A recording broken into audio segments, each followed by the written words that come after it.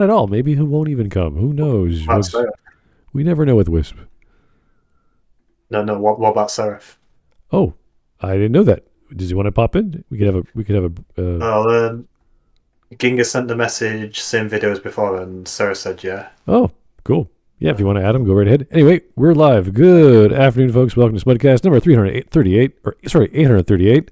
American accents don't fit in fantasy, and that seems like an obvious title, an obvious topic to talk about. The majority of fantasy that we have these days were started by the Brits, and we can go back as far as the Epic of Gilgamesh, although that's not exactly British, but we've had fantasy oral traditions for thousands of years, but the most published ones, the Tales Grimm, obviously the Lord of the Rings stuff. The earliest was, I'm trying to remember, was it George MacDonald? I think that was the first one. Was he Fantasies or what's that? This weird spelling of like Fantages or something like that. I can't remember the name of the book. What, Fantasia? Was it something like that? I can't remember. It was this weird old English. I don't know. Yeah, it was weird. So I get why certain accents don't work. Like, for example, I always talk about the God of War Ragnarok character of Odin, played by the Richard Schiff, who has a New York style accent. Doesn't fit a Scandinavian or Eastern European style Norse mythos. It doesn't quite work. They could have gotten any Polish dude, any Scandinavian dude, anyone Slavic sounding. They would have been fine.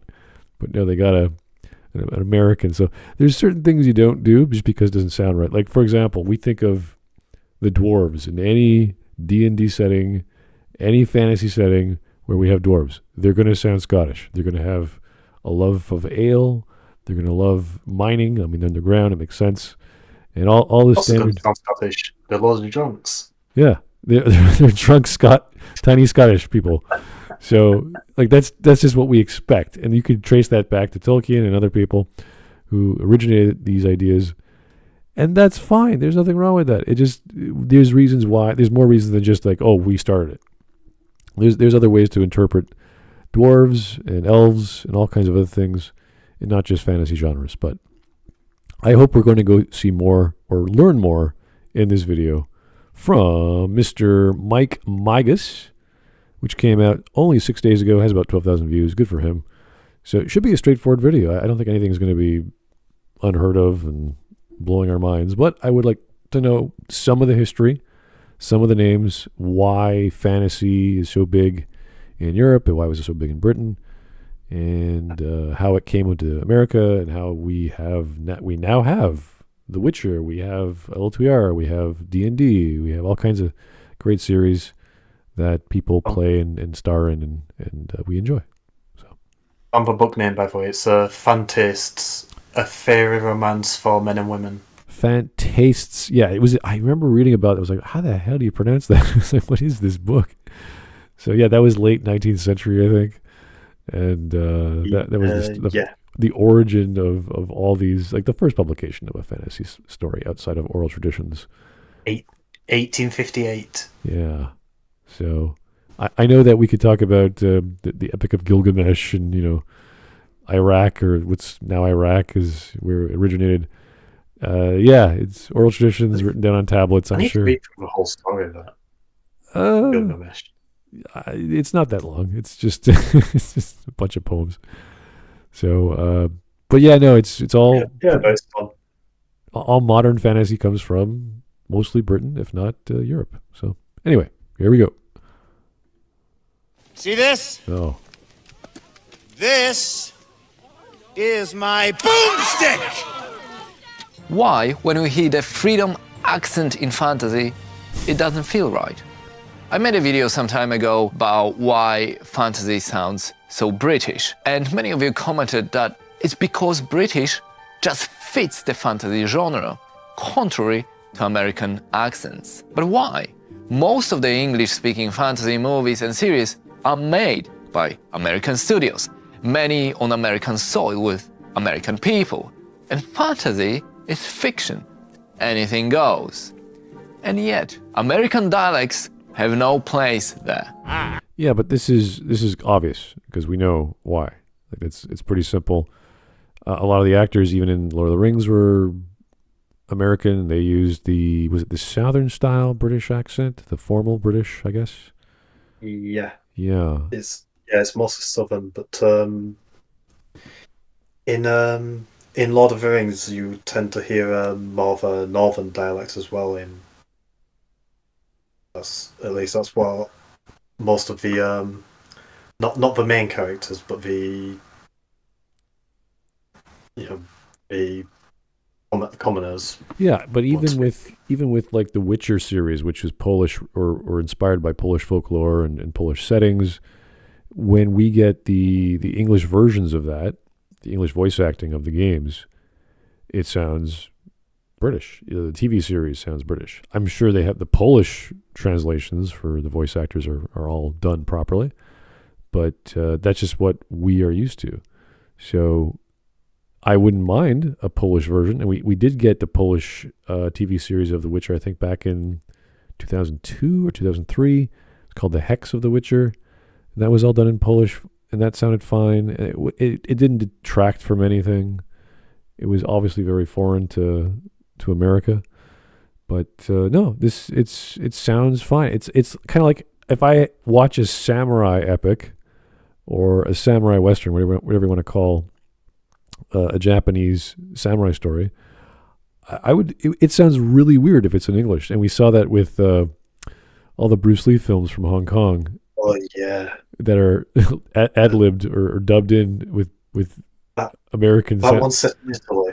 What's it called? Way of the Dragon. There's a Chinese connection. I remember. Where he fights that cowboy guy. The cowboy guy. Overrates. Which one was that? The cowboy guy? Cowboy guy. People keep going on about how he's impossibly strong, and he's got a whole meme about being, Enter the Dragon. Oh, that was Bruce Lee versus Chuck Norris. Yeah, that guy in the Coliseum. So, okay, all right, yeah. So yeah, I think that was Way of the Dragon. Way of the Dragon. And, was it? I think it was. Okay, let me check. It was one of the movies with dragon in the title. I know there's Enter the Dragon. That's the one where he's wearing yellow, and I think Way of the Dragon. You're right. That's right. That's the famous. Yeah, So fight. The opening scene to Way of the Dragon. If you watch subbed, where he's speaking Chinese, in the opening movie, he goes to a cafe and he asks for. So in Chinese, he asks for eggs. The woman doesn't understand because she's speaking English and she doesn't understand Chinese. So it's a funny little scene, but it ends up being a serious movie. Yeah. In the dubbed version, he asks for eggs. In plain English, eggs. What? she asks what the exact same way. She just doesn't understand plain English, and then she comes back with soup because she's basically a fucking moron. Yeah. So in Chinese, she comes back with soup because she didn't understand that. Yeah. Well, I mean, these are kind of like obviously native to the place it came from. So. Whoa. And I can barely hear you. There he is. Dark Seraph. How are you going, sir? There it is. All right. Oh, do y'all? You are there, sir. I hope. I see something happening. I don't hear it, though. I'm going to say I heard something, but I don't hear it anymore. I did hear something, too. Maybe he's playing around with his mic. We can keep going. It's all right. I apologize for that delay. All right, no problem. We just got started, and we're learning that things come from things and should sound from the things they come from. It's pretty obvious, but maybe he's going to give us more information. Okay.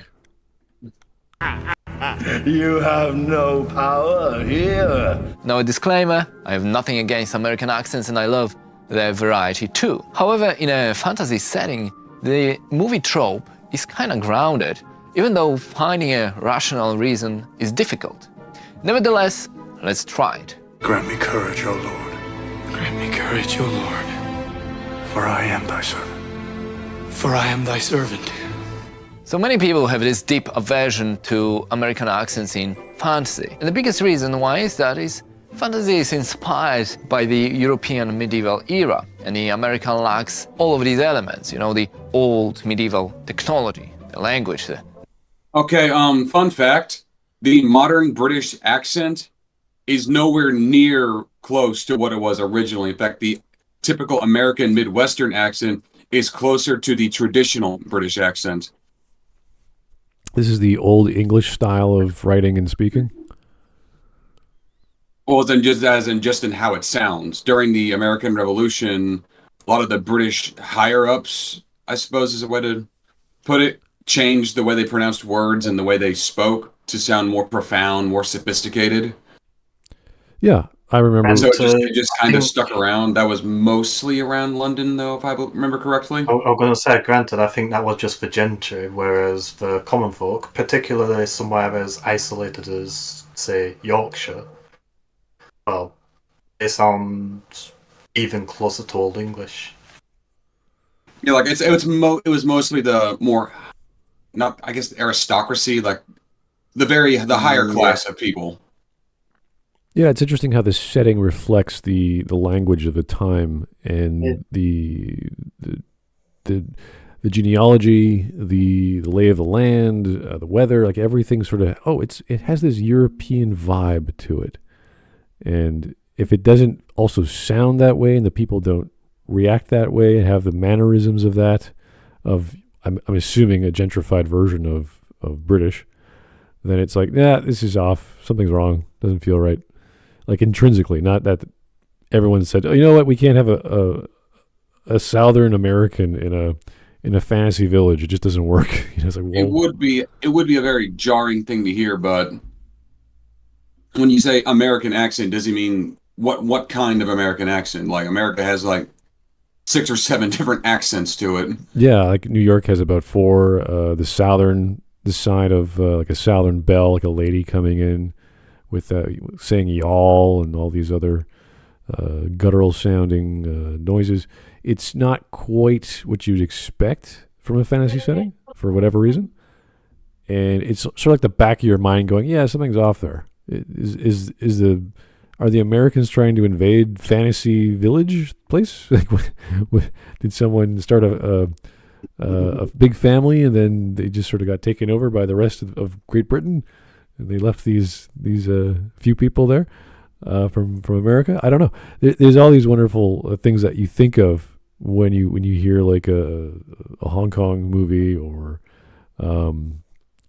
something from the 50s or the 60s that Hollywood produced, and then you get like Lawrence of Arabia or all these British fellows or British accents in like ancient Rome. So it's just the way that the actors came about, and there's lots of stage history behind that. So you would actually be trained to speak as someone from the British Isles, and then you would change your accent based on the character you're playing.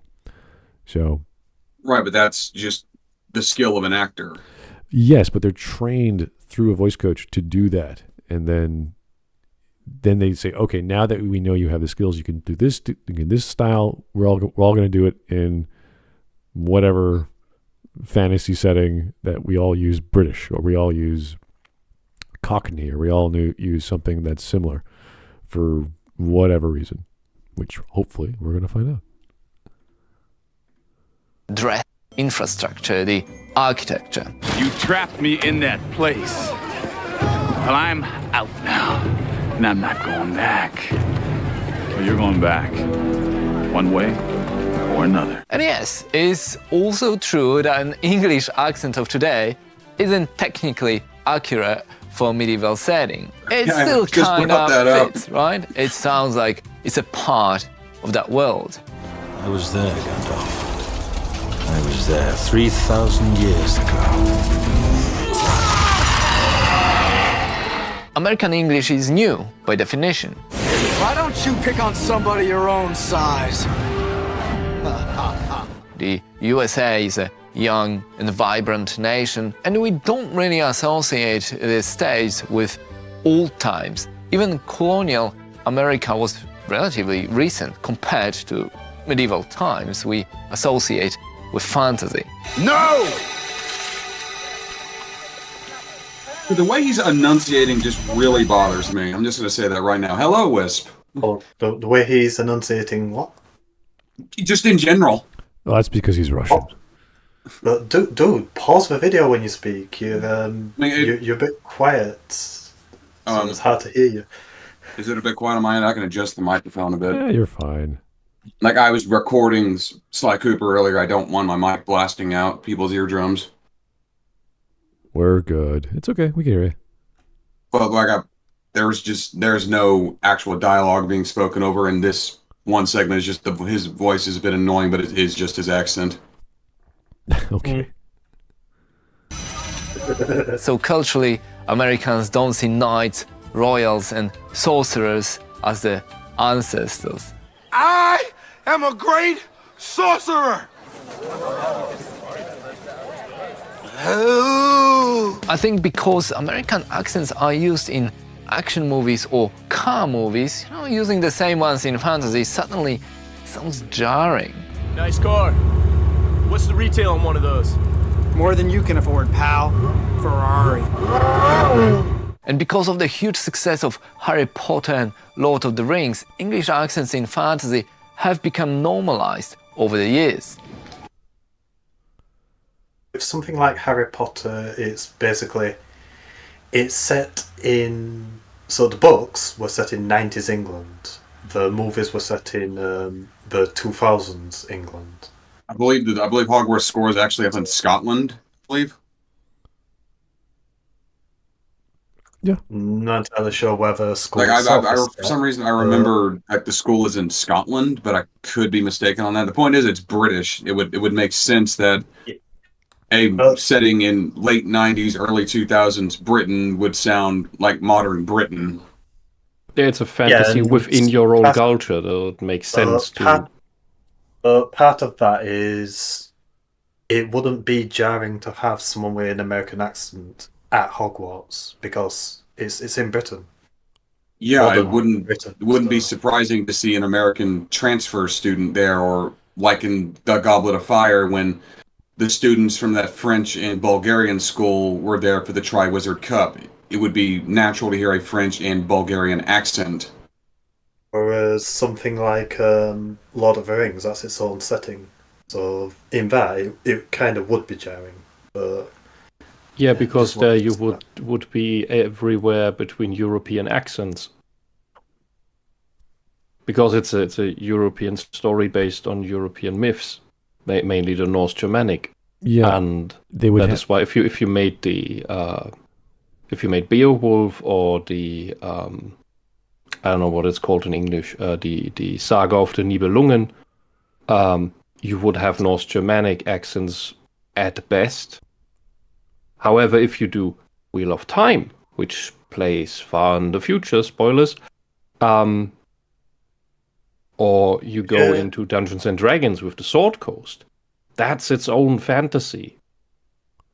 Right. Did you write that saga out in the group chat, please? Oh, sure. Nibelung? Yeah. The idea is that if you do put let's say an American accent in LOTR, because we're so familiarized with all the accents of the world, and we know the lineage, we know the history, it's like putting this gigantic cultural monolith in the middle of a desert. And you're like, whoa, where'd that come from? How did it get there? And you have to have backstory for where this person came from, how they sound that way. Are they part of a different culture? Are they part of a different family? Is it some freak?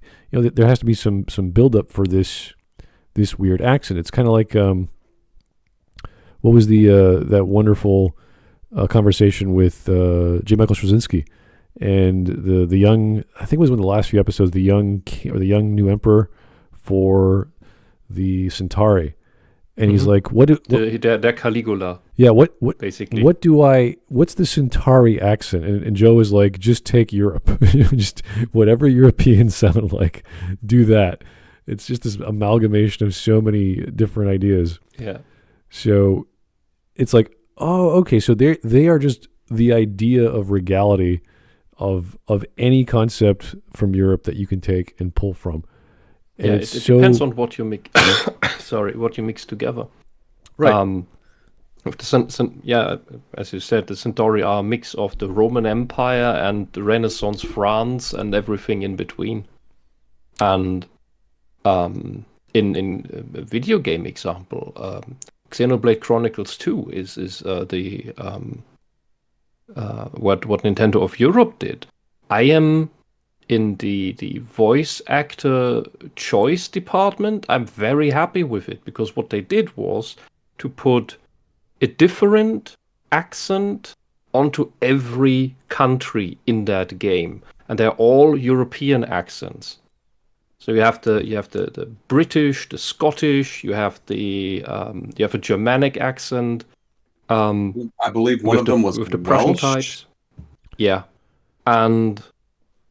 but the blades. So your pseudo. I don't want to spoil too much. AI companion things that you get out of the little gacha cubes, they all have American accents. But there is a story reason as to why they have American accents. There is a story reason. It makes complete sense. It's a bit complicated going into it, but actually playing through the game and the story, it's easy to follow. Yeah. And with his examples here, the Black Knight. Yeah, if you put some hood rat from America into medieval Europe, okay, yeah, I'm fine with him having an American accent. Not everyone else. It's the same with Ash in Evil Dead being thrown into some medieval fantasy world and him being an American speaking American accents. That's fine. It works when the context fits. That's just. Aren't those also a bit aren't those movies also a bit on the goofy side? Like they're not meant to be deep fantasy. Well, it's a different. We have to differentiate between. Excuse me, high fantasy. Yeah, but between reality parallel settings and full, what I would say is full fantasy. Like Dungeons and Dragons, the Sword Coast, that is full fantasy, but that still doesn't give you an excuse to do the weird. There are barely any humans in the Sword Coast anymore, but everyone else. That's nonsense. But with the accents, go with what fits best. I would always say if you do medieval stuff, you do the European accents. If you do some Western fantasy, like Wild West fantasy, you could do that.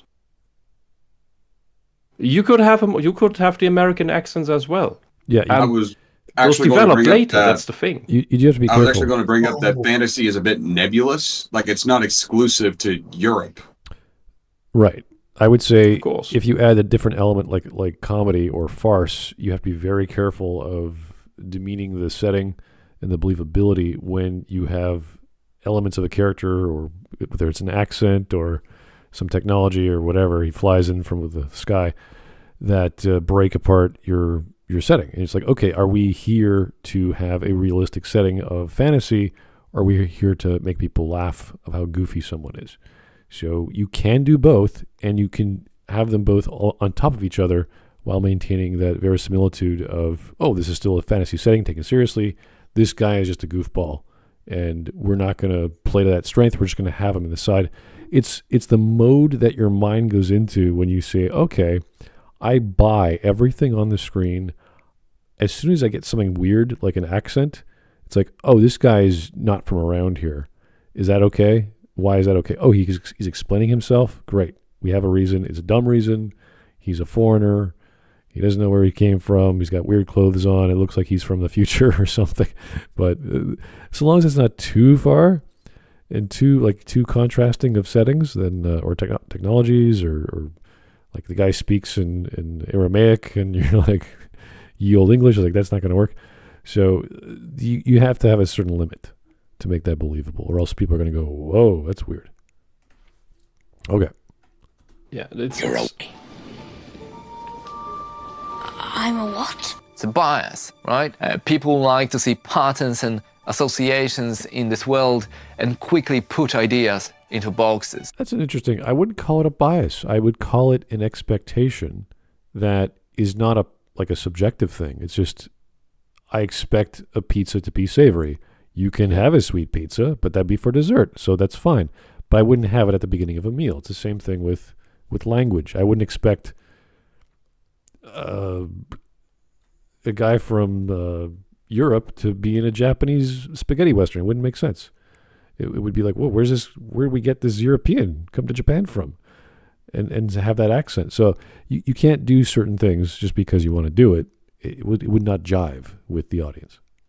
Especially with fantasy, because we get especially lately, we get a lot of excuses of, oh, but it's fantasy, so reality doesn't apply, so you can do anything. No, especially because it is fantasy, it needs to make sense. Okay. And you need to take care for the immersion of the suspension of disbelief. Right. That's the same point I made with Richard Schiff playing as Odin in God of War Ragnarok. God. It's like, what's a New Yorker do? What's a Jewish New Yorker doing in ancient Scandinavia?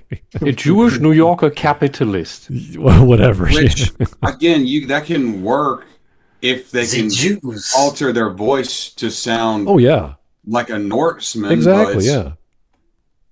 You got it. But yeah, but then he wouldn't. Then the question is already, why model him after somebody who wouldn't fit the role in the first place? Yeah. Why go to the effort to motion capture and model some guy who is completely off for that role in a video game where you can make any character look like anything, which means you have the most freedom to make the character look as the role would let you to believe the character would look like.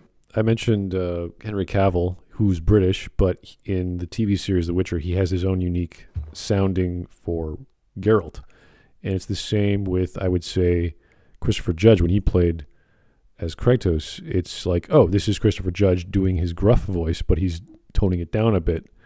And it's like, okay, yeah, I guess that could come across as a Greek god, and that's fine. It's not the best, but it matches, and you can believe it that that's how Kratos would sound later on in his years as a chilled out or a less angry God of War. So I have the best example. Okay, go ahead. It'll always be Teal'c to me. Yeah, I know.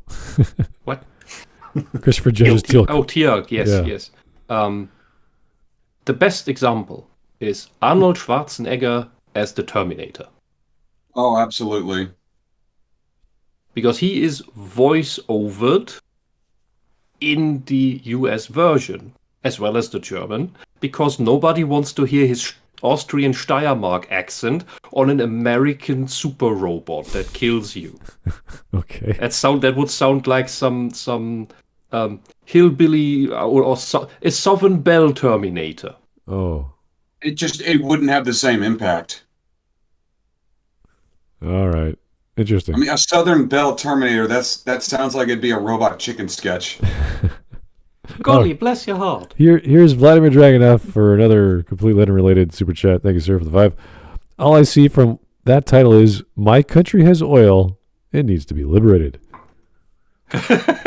What? Okay. I don't know. I don't think we want to liberate Great Britain. That would be a good look. Does Britain have oil? I don't think so. Overthrowing the monarchy and turning it into American territory, call it the the Great British Republic or something like that. That'd be fun. I mean, here on the continent, we are in desperate need of the American Constitution and the Bill of Rights. Just saying. I know. There was a joke last week about Trump having the 51st state, and we were like, really? Can you do that? Is that possible? With or without Quebec? Well, that's up to them. We don't care. We don't care about Quebec. I don't want the people who elected Trudeau voting in my elections. That's just how I'm going to put that. Please, Trump, liberate the good parts of Canada, England, and Germany. You can nuke France. Look, they did the numbers. If Canada joined, Trump would still have been elected. This is true. Yeah. Anyway, that was a fun little thing this week. Every week is going to be hilarious until January. It's going to be all jokes. Anyway. Oh, no. every week's going to be hilarious for the next 4 years. I don't know. Whatever is going to happen is going to be things we've never seen before, with dismantling the whatever you want to call the government complex in Washington. The cartels. I mean, yeah, I said exactly what the unelected representatives. Yeah, I don't know. I said exactly what I meant. Yeah, that's exactly. Well, I'm sure things are looking up for you over in the United States. I hope I can't so. believe they actually made a department called Doge. I know. It's wonderful. We need that too. I'm still that's gonna be the biggest thing. My personal biggest thing was still RFK, and he's gonna come and take a sledgehammer to like all of the medical properties and all the practices, all these. Get rid of the corn syrup. Corn syrup is going to be a big that one. Must be. I can only imagine how cathartic the man feels. Oh wow, having trillions of dollars of a budget, controlling like 7 departments. It's like holy shit. Anyway. Yeah, but look with his family history, and he finally gets to get the hammer. Yeah, it's amazing. It's so cathartic. Anyway, let's keep going. That's so beautiful. American accents in fantasy is a trope that now seems impossible to fight. Another argument often proposed is that the most prominent adaptations of fantasy were of English authors and their books, and using American accents could seem to go against the authors. Not necessarily. Oh no, not dude. necessarily. Okay. Who? Tell me of all those wonderful English, American castles, knights, and princesses, and fairy tales involving them. Oh wait, you, since the left loves this term, culturally appropriated them all from the continent where we had those things. All those Disney stories are based on places like the Holy German Empire of Germanic nation, where I don't know how many was it, 600 something little kingdoms that, well, like you couldn't spit in any direction without hitting another kingdom. So of course you would have this ongoing sort of, well, there was a princess in the castle. Of course there was a princess in the castle. It's down the street. And where's that in America? Cousins. The American fantasy is the Wild West. Yeah. And maybe the Caribbean stuff. Yeah, I mean, a lot of these guys have already made American-style stories and productions. Neil Gaiman was right up there. His are easily acted out and translated to American audiences, American actors. I think Clive Barker is another one. All these guys, they've done all kinds of stuff that is nothing to do with being British. And whether it's a different genre of fantasy, like horror or dark fantasy, that translates pretty well. So it depends. If it's medieval, if it's classical, we think of fantasy like dwarves and elves and that sort of thing. Yeah, I totally understand it. But there's a lot of, again, the Polish fantasy from The Witcher, perfectly fine as a Polish setting, Polish folklore. So, but even that translates very well to American stories or storytelling. So of course, because it's the same medieval setting. Almost, yeah. Things looked relatively similar here, with minor variations in style. But his complaint, in a way, sounds to me as if some Chinese guy was complaining that all the samurai movies or stories involved the Japanese and Japanese accents. I see. All right. Dude, you have your own stuff. Yeah, here's Vladimir Dragunov one more time for a completely unrelated topic, I suppose. Does Germany have oil, Wisp? Oh, yeah. No, we have coal. Just as good as oil.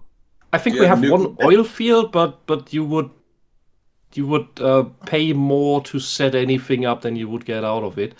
Do you have any I'm not nuclear mistaken, material? Well, they wanted to start fracking here and then realized, no, this is we need to demolish half the country. That's stupid. We'll do coal instead and build coal power plants that can filter out 99% of the stuff, which is amazing. The technology was available 10, 15 years ago, and we finally had one of these power plants built in Hamburg. And then the Green Party decided, coal bad, let's demolish the new power plant that has no emissions because it kind of destroys the entire wind park and solar scam. And then none of that was efficient enough, and they had to go back to coal. Well, that's what the coal power plant was for. Then the Greens demolished that, so we have no Russian gas, we have no coal, we have no nuclear, we only have the solar and wind scam of the left. And it's deliberate. All right, let's keep on going. The obvious ones like J.R. Tolkien, the English father of modern fantasy. A new power is rising.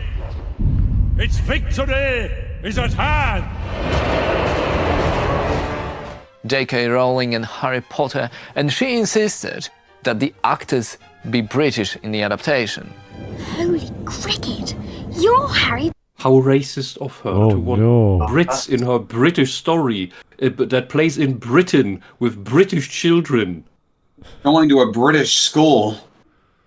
Yeah. So the main trio, though, they were just born here. Full of British myths. Yeah, of course. Of course to be I mean, the Philosopher's Stone ties directly into a myth about alchemy. A British myth. No, that's older. That's Gnostic. Yeah, we're gonna say it's a lot older. That's so bloody old you wouldn't believe it. Goes all the way back to East and Southern Asia.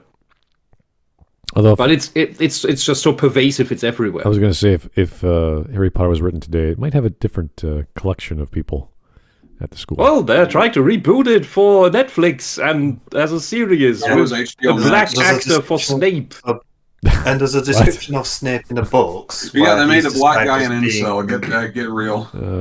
There was apparently a 56-year-old man who auditioned for Hermione. What? Anyway, let's get off this topic. Potter! I'm Hermione Granger. And you are... Ron Weasley. Pleasure. But then we also have Neil Gaiman with Stardust. Was that close? That movie didn't happen. Well, at least you haven't lost your looks. I'm gonna be real, I've never heard of this movie. What? I've never heard of this movie. Oh, go watch it. The movie didn't happen. It didn't happen. It's fun. It's not... Yeah, the ghosts are written fun, but they're better in the book because they actually feel like ghosts.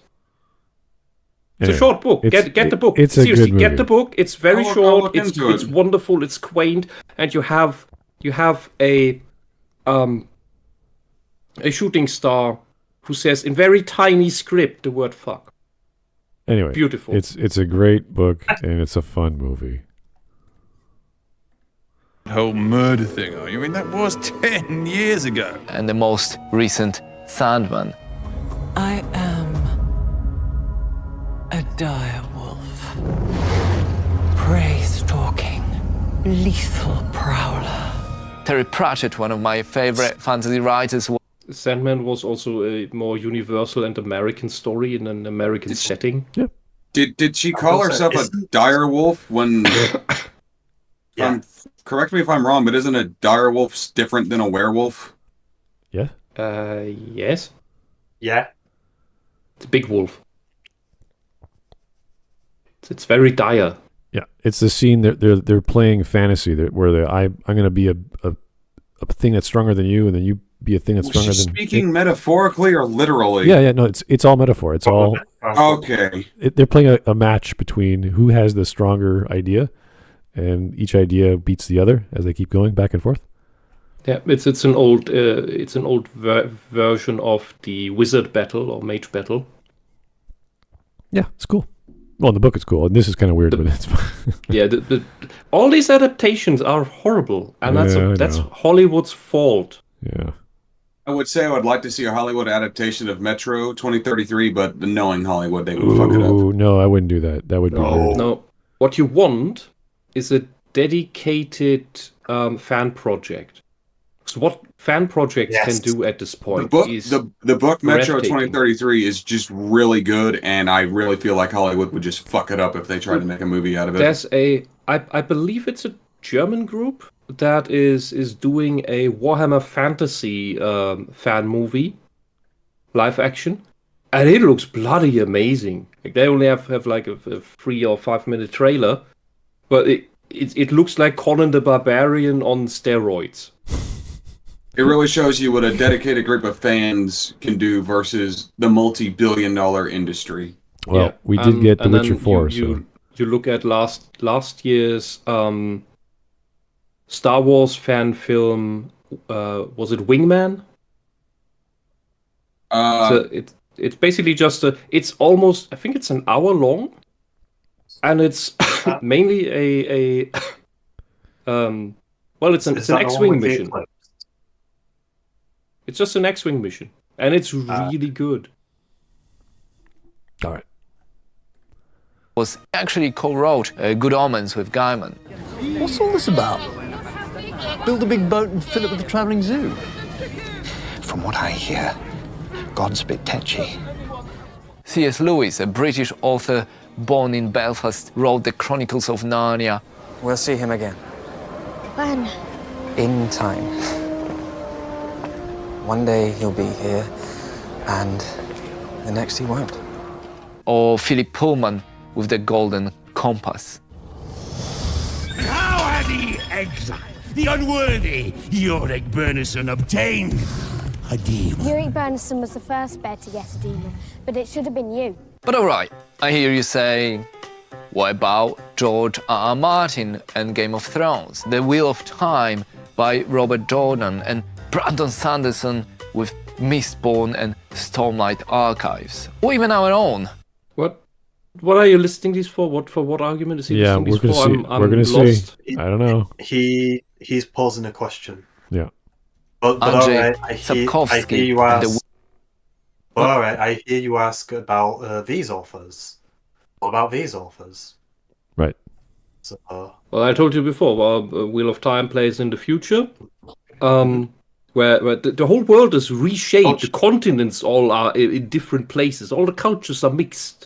So George R.R. Martin says he read Lord of the Rings and he saw that Aragorn ruled Gondor for 100 years prosperously. Right? But it doesn't say anything about what his tax policies were. Right, so because that is covered in Game of Thrones. So he's wanting to delve into the politics rather than the fantasy. Yay. Which you can do in a way, and it is a relevant aspect in fantasy, because that's the Game of Houses is something that just is present the moment you're dealing with nobility automatically. And Wheel of Time delved into that to some degree. At least it acknowledges it as a large part of it. It just gets very flat about it in the second half. What's the other one he mentioned? Wanna rewind? Sure. By Robert Jordan and Brandon Sanderson with No. What was before Mistborn. that? Yeah, Mistborn. But I right on Game of Thrones or Song of Ice and Fire.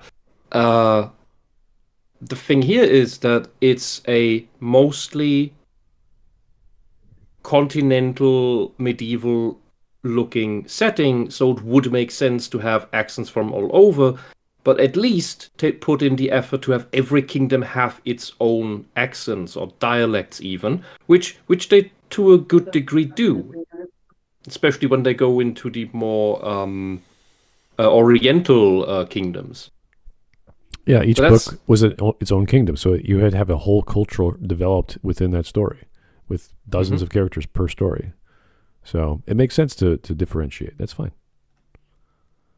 Martin and Game of Thrones, The Wheel of Time by Robert Jordan and Brandon Sanderson with Mistborn and Stormlight Archives, or even our own Andrzej Sapkowski and The Witcher. And yeah, it's true. It's not just British authors who can write fantasy yet. I wonder why he didn't mention Wolfgang Holbein. Maybe because he's boring. And nobody outside of Germany reads him.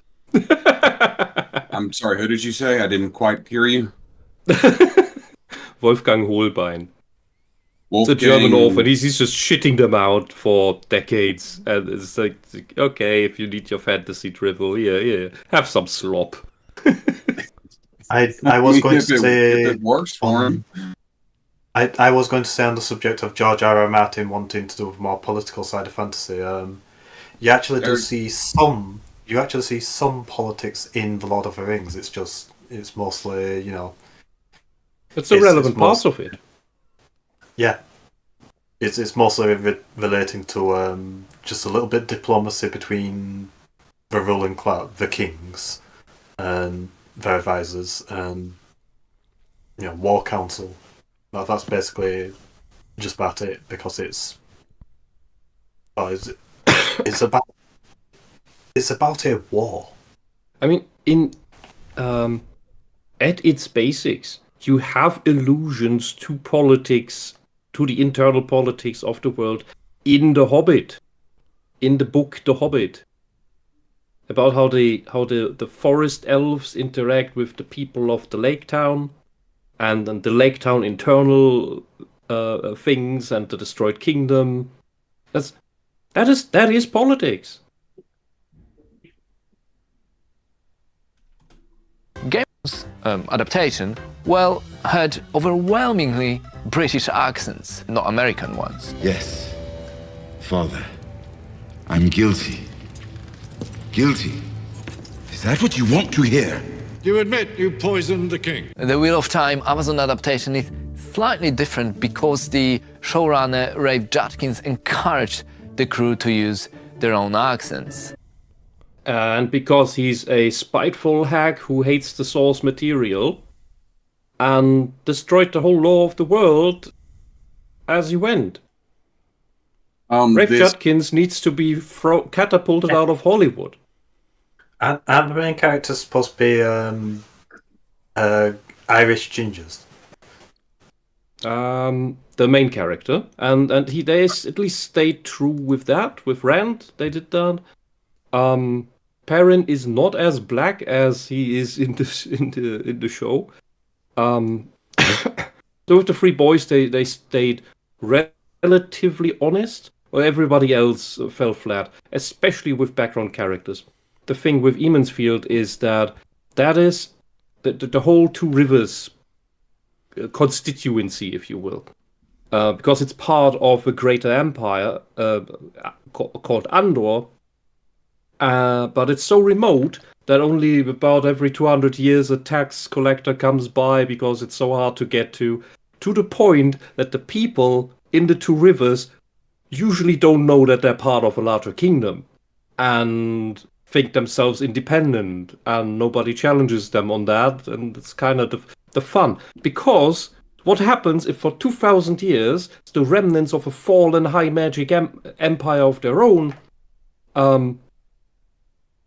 they're inbreeding in their 3, 4, 5 villages that are left? Well, they'll all look pretty much the same. The parents' family is the standout because they do come from outside. Their name is also completely different, being Aibara, which is not a local name at all. But this is also the reason why everybody in the Two Rivers that comes from the Two Rivers has such a high talent in the use of the magic. Because outside the Two Rivers, the women of the White Tower are hunting down every man who has the magic talent, because eventually, if you dip into that, but even if you don't, it just takes longer, you go insane and become a danger for everyone around you, including the geography. And magic is getting weaker everywhere, but in the Two Rivers, because they've been inbreeding for 2,000 years. So they still have these genes, if you will. What Rafe Judkins did in the show was that the Two Rivers, from the very beginning, have, and there's not a lot of people living there because it's a rural place, have purebred black Africans, Chinese, Indians, and everybody in between. They're diverse. Yes! And the thing is, in the story, at the end, in the actual story, once they have the Dark Lord is winning and the continent is under siege and they have rediscovered portal technology, they're actually using portals to bring refugees from everywhere into the reinforced two rivers, and then you can argue, okay, now you have your diverse background because you have all these refugees there. Well, how can it be any different if from the very beginning it's hyper diverse? These people don't think anything through because they don't give a shit. Here is. They only care about their own self-gratification to appear virtuous, to appeal. Excuse me. Well, for one that, and then they are so impatient that what all they write is basically premature ejaculation. All right. All they write is basically Tumblr fan fiction. Here's Frog Jupiter for the 5. Thank you, sir. Prior to the Industrial Revolution, the average Englishman sounded like American. So on basis of historical accuracy, American accents make more sense. I've never heard that I mentioned that earlier.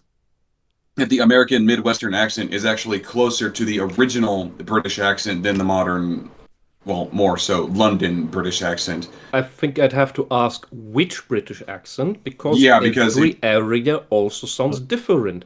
I also said earlier. The Black Hood accent, for example, is taken from the original rednecks, which are from northeastern England. That doesn't exist, and the accent doesn't exist anymore. The actual redneck culture doesn't exist anymore. The people who call themselves today rednecks have nothing to do with that original redneck culture. Redneck, and good for them. Redneck was a term that came from farm workers. They had a sunburned neck. Well, that's one part of it. But those people specifically were English people who immigrated from northeastern England near the border of Scotland, which is why you live in an area of great strife with robbers all the time, so you wouldn't keep stocks, so you wouldn't stockpile, because if you stockpile, you have something that can be stolen, that can be robbed. That's also why they didn't build little bridges over the brooks, because why make it easier for bad guys to come into your place? So instead, you keep wading through the brook every day, and that seems very lazy on the surface, but it's an adaptation to a very hostile place, and that was also their culture when they set up farms in the United States. However, the topography was a natural defense. Yes. However, over time, because you had like German and other farms right next to them that were flourishing. Because what the rednecks were also doing was during winter let their cattle run free through the woods, and when they came back, they were all rather malnourished. So it would take a long time for them to even be in the place where they could give milk, which is a lot of loss over the year. While the other farms in the US right next to them did do well. Eventually, they picked up on that and thought, well, we don't have this hostile environment anymore as we did in northeastern England. So now we can do all these other things like stockpile, and prepare, and nourish our cattle well. But this lazy seeming culture had already been taken up by the rural blacks at the time, the slaves, and it stuck with them. They never lost it, and that's the problem.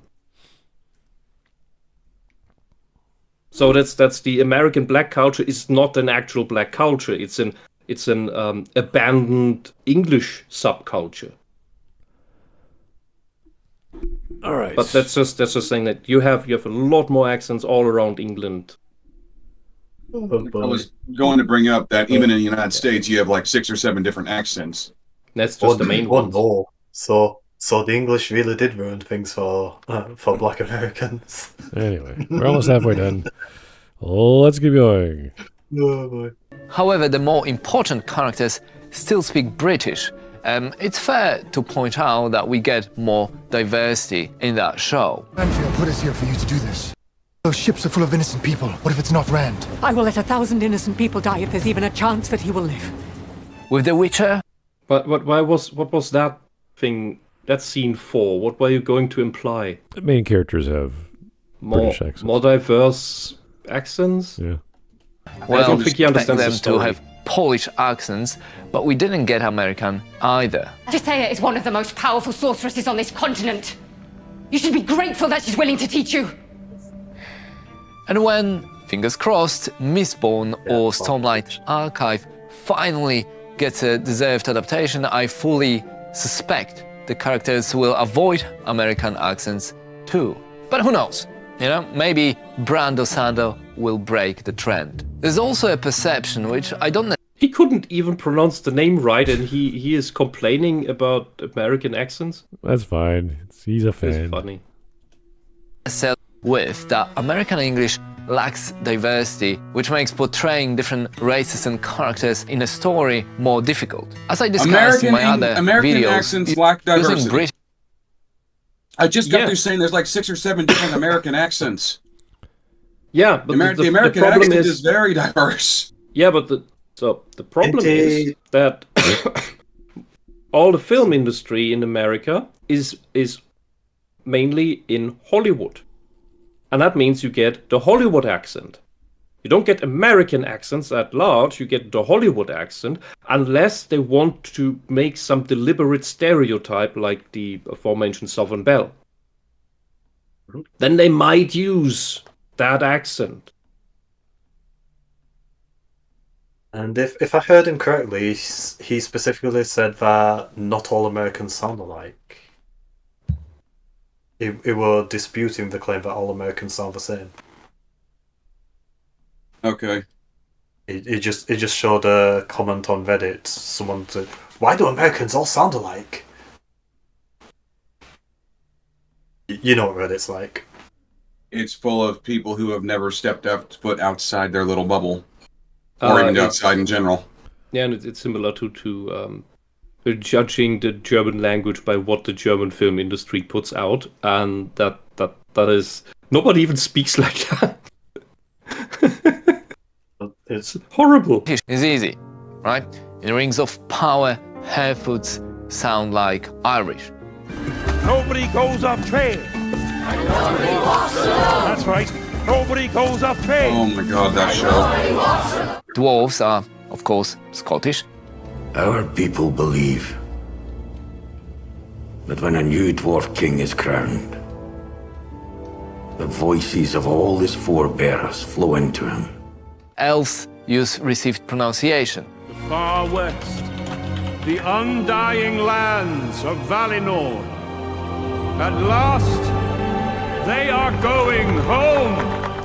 So British dialects are very distinguishable, while American aren't as much to some people. I'm warning you, Xena. You're nothing to me now. You're breaking my heart.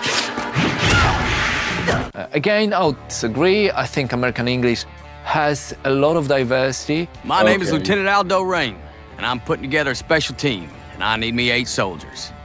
Yeah, it's Tarantino. He cares. Well, about dialogue. Tarantino's also kind of a nut job. Xena is just fun. That's not. I wouldn't ever complain about Xena and the Hercules show because they're fun. You mean Xena Warrior? Xena Warrior Princess is just kind of goofy action. They're not meant to be. It's not meant to be that deep or serious. Well, they have Greek gods running around. They have all sorts of other gods from other. But yeah, she's in pantheons. the same setting as Hercules. Yeah, exactly. So it's not there to be too serious, but it was never supposed to be that way. So they can go crazy with Gaelic acts. There was that Gaelic girl who had superpowers as well. So there's all these storylines with different cultures and different powers and different gods. Okay, he's also brought up Inglourious Basterds. There's a scene where he's got a weird fist gun thing where he punches someone, he shoots someone in the face. That's a thing. That was a real weapon for spies in occupied Europe during World War II. There was an axe gun. Axe gun were typically used by privateers during boarding raids, but the fist gun was used by spies in occupied Europe during World War II. Brandon Herrera actually has a video on the punch gun on his YouTube channel for anyone who's interested in that. Wait, there were Mars deployed axe guns? Because I only was aware of that one medieval piece that was specially crafted. The axe gun was there was a bunch of different versions of them you can look up online, but they were used by privateers during boarding raids and pirates. Okay. All right. Nice. Again, Jewish. So, but again, he points out that there are some people who think that American accents aren't very diverse. I'll disagree with them. So yeah, it seems to be more of an analysis than a rant. It's okay. American. And apparently there are about 30 major English dialects in America. I never thought I had an accent, but everyone else told me I did, so I never really understood my accent. But we say soda pop, and that was weird, I guess. But as the top comments under this video say, for foreigners, there are just two, Southern and not Southern. I guess it's a valid point. The differences between other dialects are much more nuanced. So, filmmakers usually use a mix of American and British if they want to show the diversity rather than stick to American. Who are you? Peace scared. Oh, right, that movie happened. As I discussed in other videos, using British English or so-called the Queen's Latin trope is preferable, especially in historical dramas and, by extension, fantasy. Doesn't ring a bell. I am informed you have come to London to procure a crew for your ship. And American accents... How is that fantasy? Have you ever watched the British Parliament? Yeah. Have you ever listened to Jacob Rees-Mogg? I know some people personally that speak like that. Maybe not as pompous, but certainly as clear. The reason you're speaking all pompous is because he's an asshole. That's what the character is. Yeah, but the there are people who have more everything of a posh else about accent. it. But everything else about the Queen's English is that. So the Queen's English is by name what is taught in German schools. Of course, how well that sticks depends on the teacher being able to speak it, but the general idea is that we learn the Queen's English, which he now says is a fantasy thing. Yeah, the same with it's just English. The French in Quebec. It's very imperial. What's the term? Yeah, I mean, well, we could also learn Cockney, but that wouldn't help.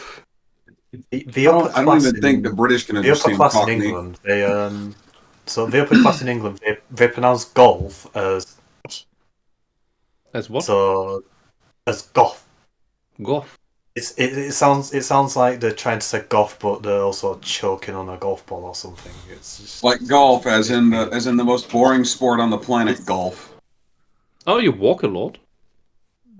Yeah. Tiny little ball, tiny little hole, several hundred yards away. Very exciting. You shut the fuck up, you cricket player. What? You're the British one here. Look. Golf is the type of sport you play with other nobles so that you can talk and scheme with them, and hack out the intricacies of a little intrigue while walking to the next ball. That's what it's for. Like when in Game of Thrones, they're always walking through the gardens. The Garden of Betrayal. Exactly. In England, they would play golf. I guess in America, they just go to strip clubs and make deals that way. In America, you have your rich higher class still play golf to scheme with each other, but it's just they go to a range. Either to a driving range or to an anti-Semitic club. All right, there we go. Especially Southern are often used to ridicule the characters to make them funny. Southern? Looks like old Sheilaw's been having a bit of fun. What are you doing over there? What are you doing over there? Kill him, Nash. British accents have gravitas, nuance, and sometimes necessary roughness, which works in fantasy. It makes the scene serious. Give it back! That's private! Who is this? Your brother? That is my wife. American English is great at being blunt, direct, and funny. We're talking about fantasy, of course. Let me give you some advice. I will contest the funny. Blunt and direct, yes. Funny is debatable. It depends on the actor. It also depends a lot on the joke. Because it's... The trouble of American comedy is that it is dominated by slapstick, and slapstick is its own art to make funny. It's basically that which when people complain about, oh, you Germans are so evil, you have a word like Schadenfreude. Slapstick is all Schadenfreude. It's nothing. It's pure sadism. Well, some of the greatest American films usually involve some kind of Italian, Irish, American mob or mafia, and that's still an amalgamation from other cultures. So it's kind of like taking what came from Europe and just watering it down or blending it together. Correct me if I'm wrong, but didn't slapstick really get its start in Tom and Jerry, like British-made cartoon? I mean, they're technically Buster Keaton, the Marx Brothers, and all of that. They're all slapstick. Well, even I said Chaplin was one of the first imports from Britain. So and that was the good stuff. Well, that was the dawn of film, yeah. So they still had to put ideas and wit into it, and not just as in what was it, superhero movie, the Leslie Nielsen thing, where it's just random run into things because funny. Don't use our god awful satire films as a critique of slapstick, because well, it's supposed to be funny. You can criticize it as a comedy, but don't use that as a standpoint for comedy movies as a whole. I mean, movies like Young Frankenstein. I and use it Blazing as Saddles the are absolutely example hilarious. of how it doesn't work. Okay. Well, Leslie Nielsen, isn't that the guy who did Airplane? Yes. Right. I've never seen that movie. I've heard it's funny. You must see it. Yeah. Well, there's other examples. He was in his prime then. Anyway. I missed an opportunity to see that recently, and I'm still kicking myself. You can watch it on YouTube for free. I bet it's probably there. It's been a long time. All the movies with, well, not all of them, but surely you can't be serious. On YouTube, probably. Yeah, it's pretty old. Don't call him Shirley. Oh no! I set you up and you missed it. Yeah. I mean, I finished it. Anyway. I am serious, and don't call me Shirley. Anyway, well, let's continue. Get out of here, or you're going to be in a lot of trouble. But most importantly, American accents don't sound foreign to American audience. And that's why when we want a movie to sound different, but still in English, we tend not to get the American English. How do you know? He could be telling the truth. But then you wouldn't be. So if you told me that he said yes, I know the answer is no. That's a weird movie.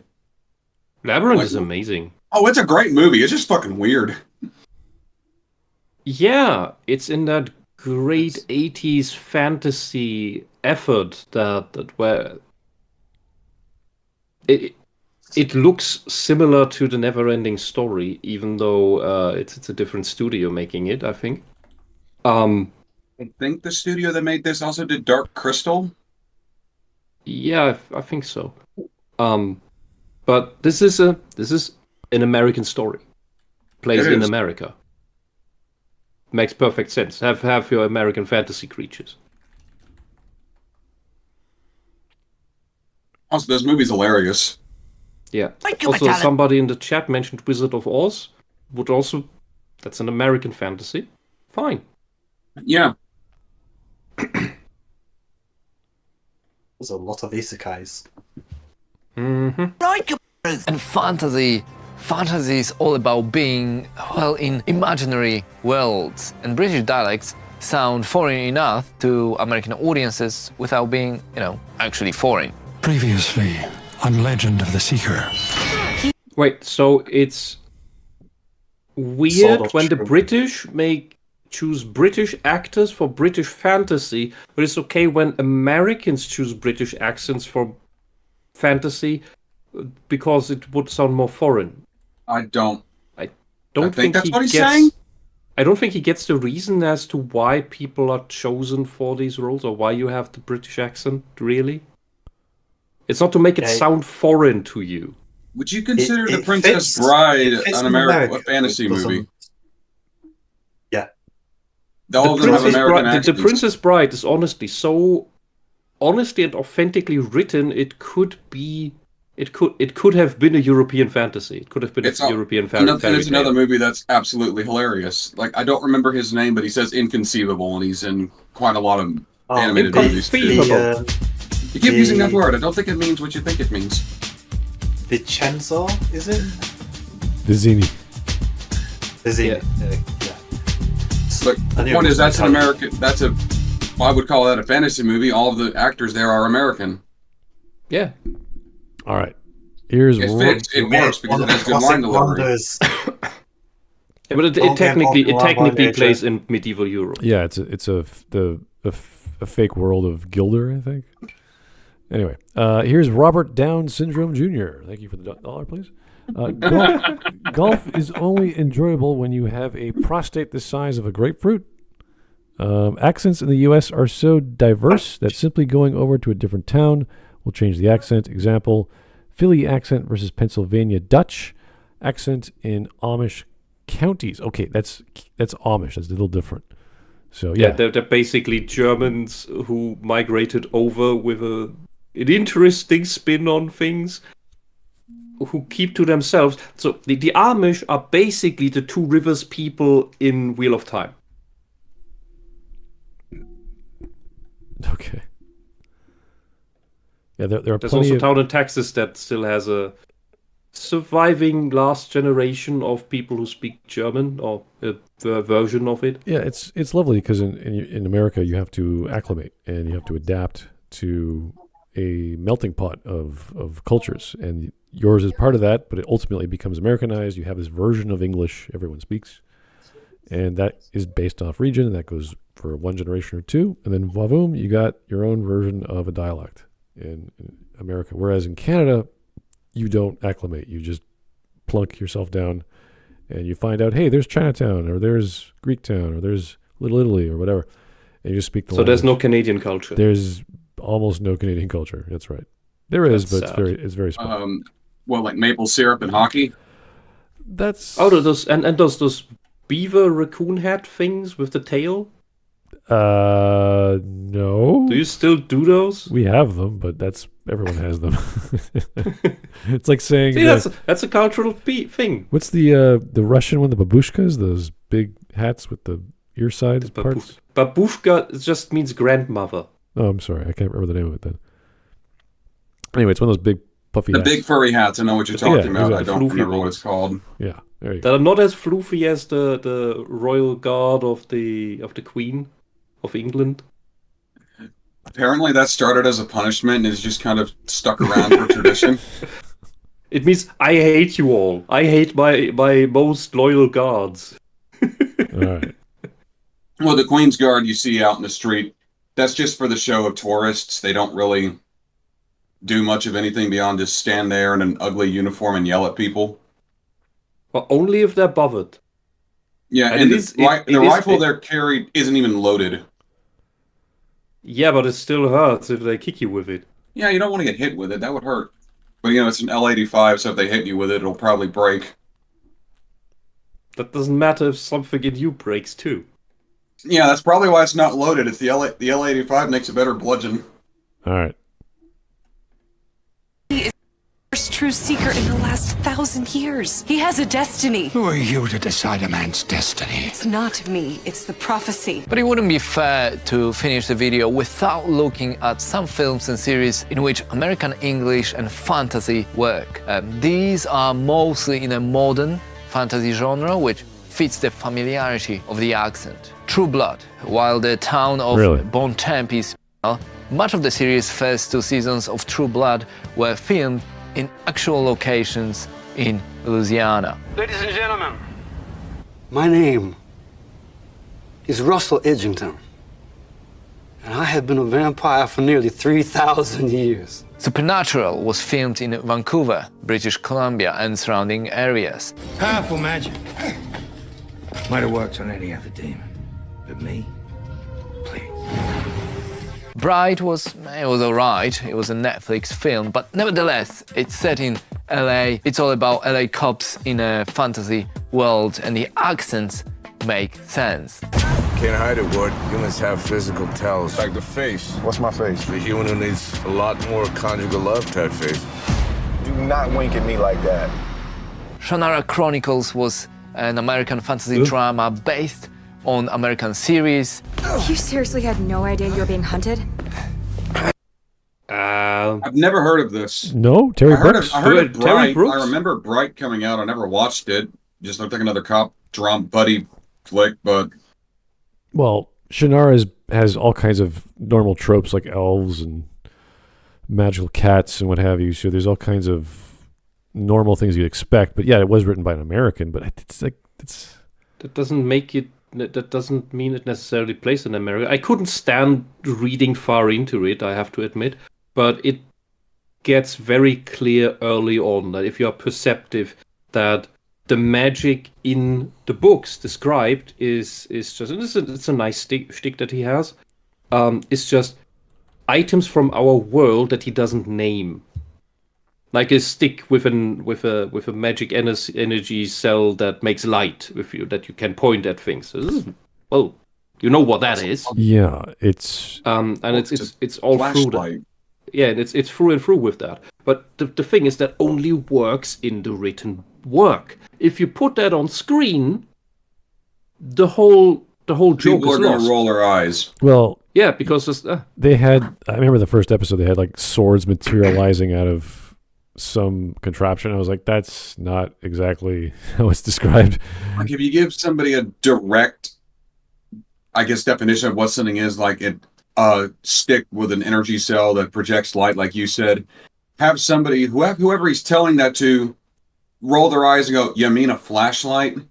Well, like complete. That sounds like the setup to a joke, not the full joke itself. It works in writing. That's a very basic example. If you do this with everything, and these books, I think they were written in the 90s or something. They're longer than that.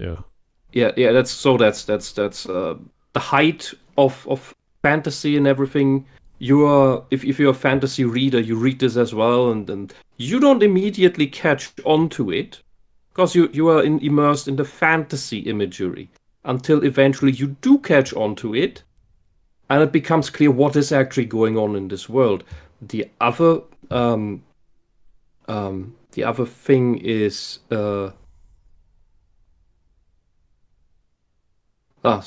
Well, it's basically using old technology and describing it as magic, but it's really just and like here's a battery, the elf stones of Shannara. You know, it's like it's this ancient battery that can do things that no one else knows about, except if you're blood related to the previous owner who had the stones. You're like, oh, okay, cool. So it's basically the idea of old technology from long ago being rediscovered, and people don't know what to do with it, and trying to stop the evil, trying to get it, and all the druids that are surviving, or whoever is still alive to protect it, and all the various people that come by and try to steal it. Yeah, and the twist is not that it's that the ancient technology looks like the super nanotech with sparkles that we usually have in fantasy, but it's our technology that is the ancient super tech, which that looks like magic. That looks like, you know, something that a fantasy novel would have, like a glyph or whatever. And plus, there's actual druids that prefer using science with magic, or just using science because it works better. I mean, if he foresaw this enough, he could have actual working black mirrors in there for communication and writing runes on it to make them do things. Yeah, he has other stories that also involve fantasy, which are like, you know, main character is an Olympic champion runner, and she runs away from all this danger, and there's this guy with a magical rod that controls lightning. There's all these stories like that, but it's not dumb writing. It's simple. Like, it's simple to get into. That's why people like it. It's easy to read. Yeah, I only read into the first book, and it was just too ham-fisted. Yeah, it's basic. It's nothing complicated. Some writers get better over time, but I couldn't get through it. I'm sorry. Oh, he's known for his number. Yeah, the amount. What series is this? The Shannara series. There's all kinds of Shannara series. Yeah, there's so many. Okay. But it starts with like the Druid of Shannara, the Elfstones of Shannara, the Sword of Shannara, blah blah blah blah. This is just Shannara. Decades and decades of Shannara. Okay, this is the pairing of the two characters from the previous story. Now 300 years later, you're like, oh, okay, why? We're doing it again. So yeah, but you watch the show and you're like, this is. I mean, it's not bad, but then it goes bad. It goes downhill, and then it's like, why are we watching this? Why did you do this? Why you keep making? Because it's a low production. What you like something that you'd watch like from the 90s. But the 90s was all like fun and games and like Xena Warrior Princess and Andromeda and all these other Kevin Sorbo stuff. And that's fine. It's fun. This is like a serious fantasy. And you're just like, this is weird. This is silly. Why does the writing always fall into trash? And that was before we had the ideology problems. Well, again, it still happens. There's so many, happened all the time. There's so many stories, and they could have just done the Druid series. That would be fine. It would be a purely fantasy story, lots of great drama, lots of really cool characters, and even the people who liked the Elfstones and all the original ones were like, yeah, this one's better. Like just do the good stuff. They could have just done that, but they decided to start from the beginning, and you're like, it's not that good. Anyway. Heard rumors about some extremist elves going after magic users. But Storlock is a neutral zone. I mentioned the Wheel of Time and its diversity of accents. We respect the One Power so much we don't believe that anyone should wield it by accident of birth. Willow is considered a classic of a genre today. Well, that was really stupid, Peck. Don't call me a peck. Oh, I'm sorry. Peck. You be careful. And my favorite, new interview with vampire series and its reimagined Unrise story. I don't know much what you're saying, but it sure sounds nice. I didn't even know they remade right, this. They made the vampire black. Why did they remake this? It was perfectly fine. To make the vampire black. I mean, if it's meant to be more of an American vampire story, you can make that work, but what's the point of write your own story rather than Anne Rice, whatever this was? And her stuff is heavily romanticized stuff, so it's not just, hey, it's a story about vampire in the modern times. It's like there's a lot of gore and sex.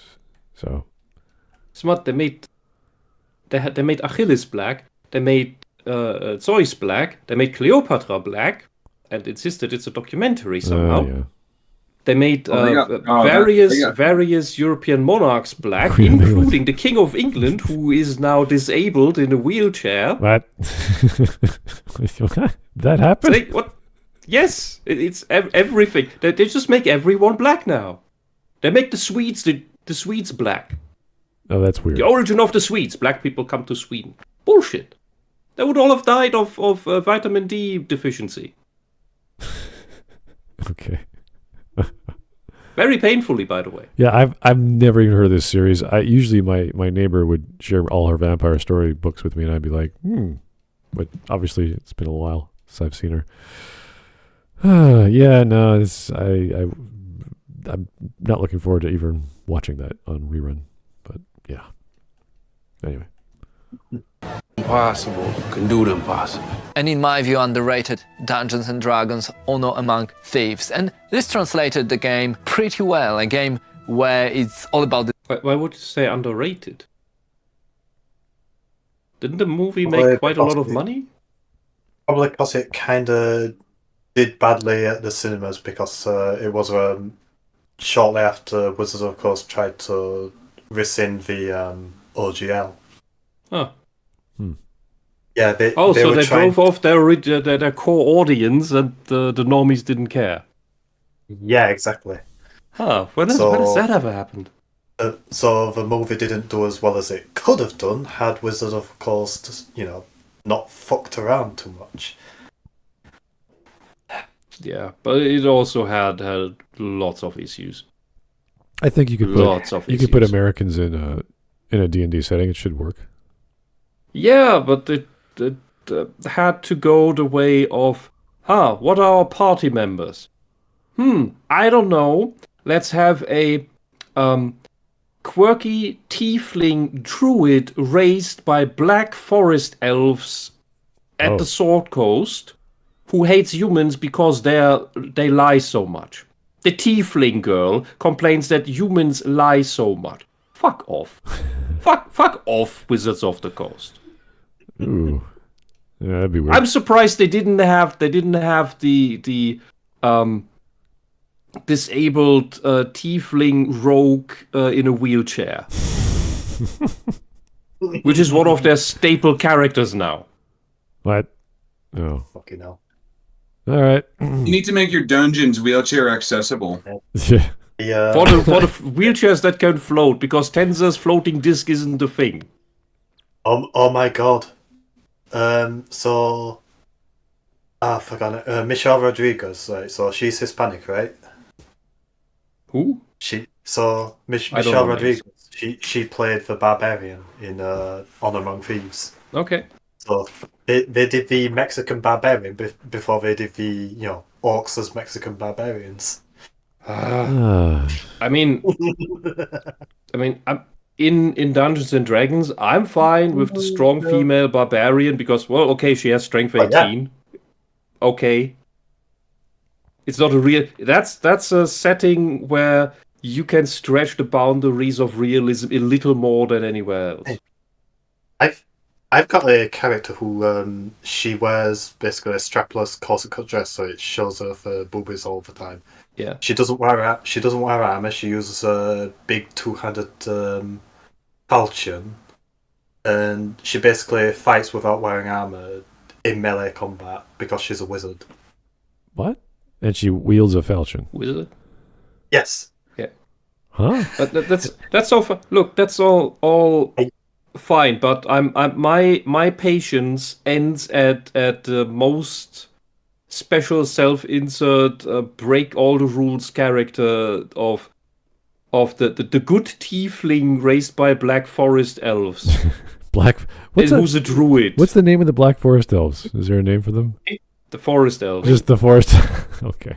So tieflings they can be good, but it's extremely rare because they're descended from beings that are literally made of evil.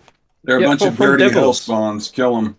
Yeah. Or not just devils, but also demons but and the neutral evil things. Are they but they're not. Like No, devils. They're descended from devils. I thought they were descended from fiends in general.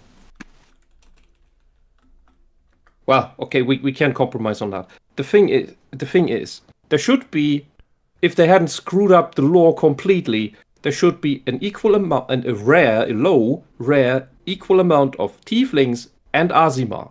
Nobody talks about Azima anymore, which are the half angels. And of course, yes, I know people don't want to play them because, oh no, I don't want to play a good character that's boring. But at least have them as NPCs in your world.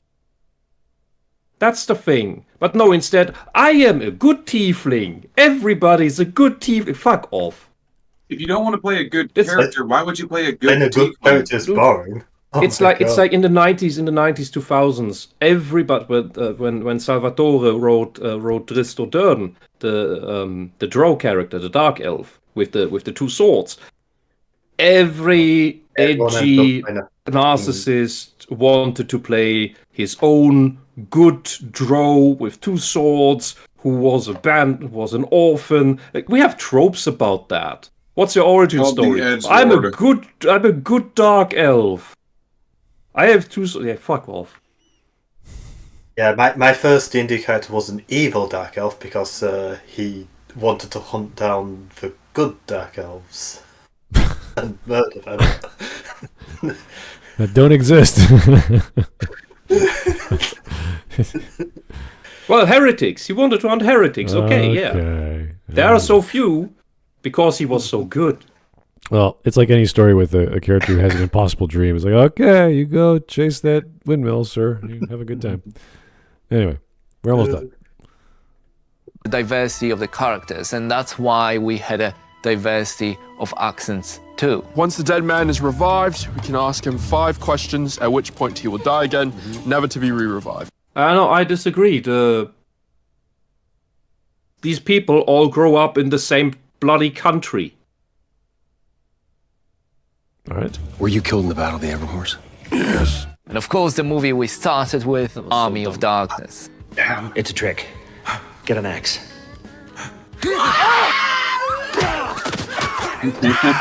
So it's not a hard rule, and American English can work in fantasy if done well, but it's a risky decision. Contextual. So filmmakers tend not to make it.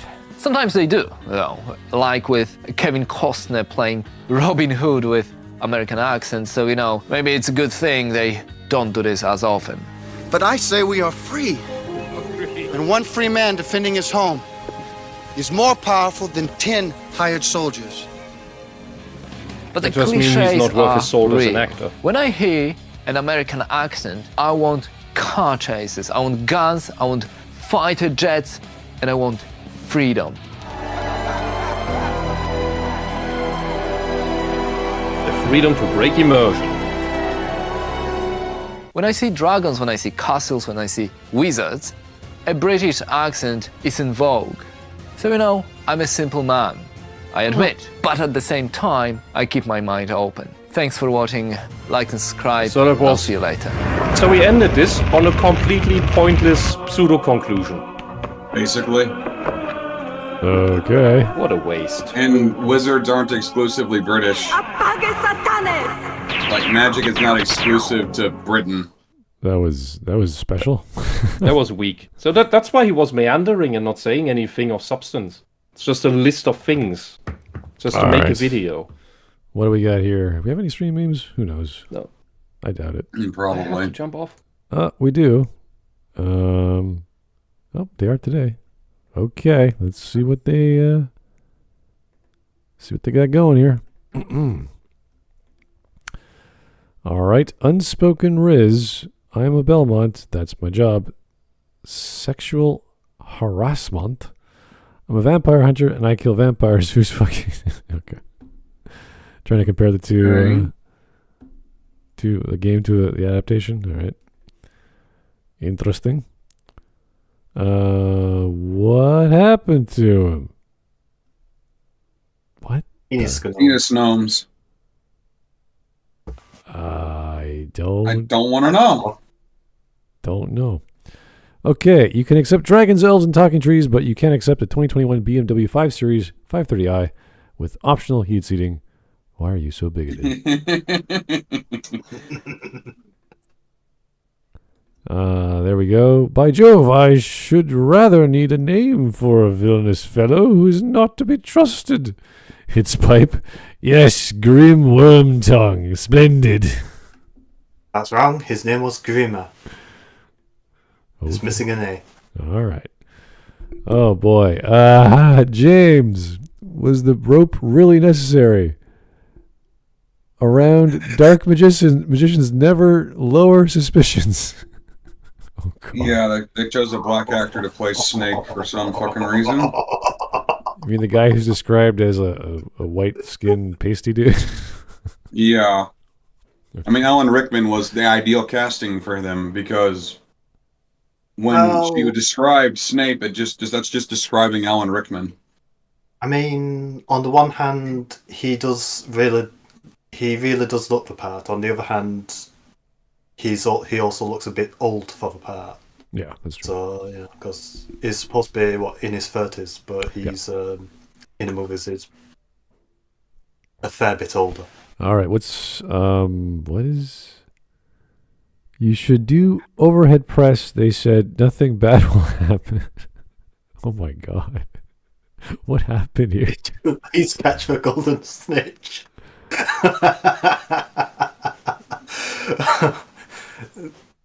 Because he in Harry Potter movie, his arm gets broken, and then that other guy gets rid of his bones.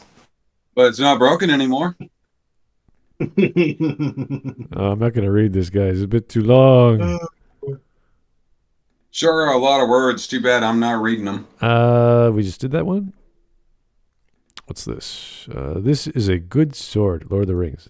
Let this be the hour when we draw swords together. And the guy draws a sword, like literally drawing with a pen. a sword. Okay, fair enough. Haha. Kramer, what is going on in there? The dwarves dug too greedily and too deep, Jerry. Okay. What the hell? Voldemort, you're fighting children?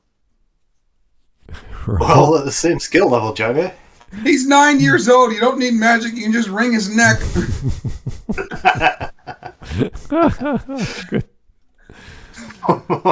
No. Kramer, what's going on in there? They're going to fill their oath, Jerry.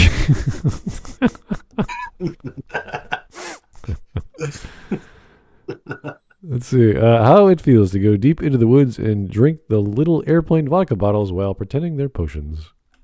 Ha ha. Yeah, don't do that, guys. They're called Mickeys or whatever, 110 milliliters. Don't bother. Babe, are you okay? You've hardly touched your half Witcher, half Shrek cake. What in the blue blazes am I looking at here? The Witcher fetish. checking That's a hot what we're tub. looking at. I don't know who came up with this idea. This is not even like I have to wrap my head around it. I think it is someone's fetish. What is going People who on? think American accents all sound the same when nobody is looking. BB boys per Eddie? Boy, he's pretty. Oh. Yet another display of inaccuracy from Netflix's Witcher series. Oh. Har. Glitches. That's crazy, man. Have you ever played Gwent? This was a joke. At a funeral. This was the joke in the latest Witcher the 4 series because there's that scene right at the end when Ciri goes up to the guy. Want to play Gwent? Thank you, Witcher. Sure. Thank you, Witcher, for killing the monster terrorizing our land. How can we repay you? No need to thank me. Loot. You got enough watermarks there, cowboy? Okay. Well, that's a combination of memes. I don't think it's very clear on this video. But okay. That is the creepiest elf I've ever done see. That's enough for me. Looks like an elf to me. It looks like a Bosmer crossbred with a Nord. All right. What? So an Altmer? Well, that was interesting. It wasn't the greatest topic or explanation on the topic, but a little bit of information, a little bit of video editing that was okay. And he tried his best. Not going to knock him for that. I just wanted more like history, reasoning. Why exactly are dwarves like Scottish people? Why exactly are we using these actors for these examples? I want to know. And we didn't get that, unfortunately. So, alas. But it's the weekend. We're having a good time. I'm just trying to keep all my time together with my friends and family. Hope you guys are too. That was a fun little escapade we had into the world of fantasy writing and I guess live action adaptations or video games too. So, yeah. Not sure if we're going to have time tomorrow or at all next week because it's so busy with everyone getting together. But we will see if we can keep to our schedule and hopefully have some good videos to cover.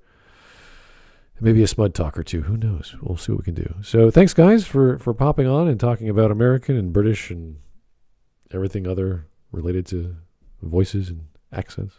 That was nice. Yep. We will see you guys soon. Keep the voting going. Keep the suggestions coming. And we'll talk to you later. Bye-bye. I've win a sign.